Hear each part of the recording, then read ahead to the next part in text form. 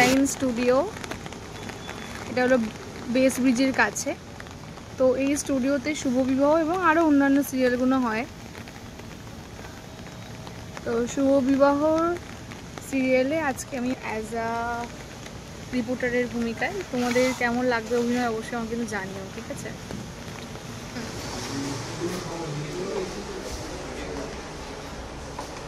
হচ্ছে dressing room, dressing, এটা হচ্ছে মেকআপ রুম, এটা হচ্ছে মেকআপ রুম।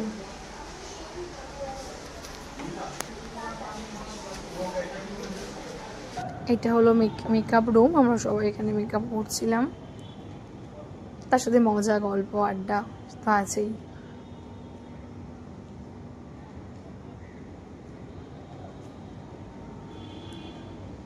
এই যে হেয়ার করে দিচ্ছে দিদি।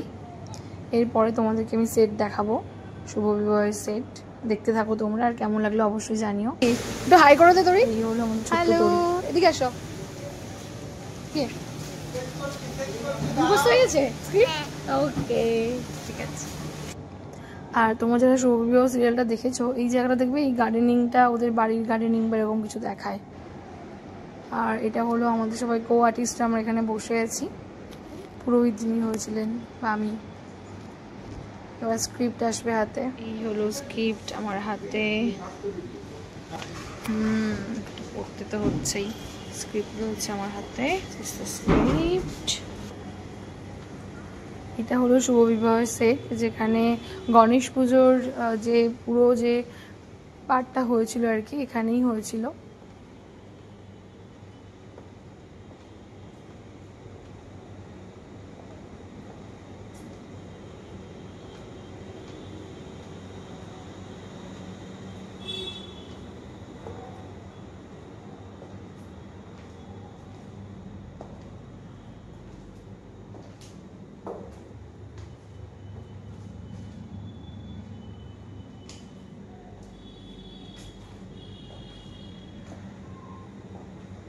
এটা হলো পুরো সেট, এখানেই পুরো গণেশ পুজোর যে বন্দনা বা সবকিছু সবই প্যাকআপ হলো আমাদের, ঠিক আছে?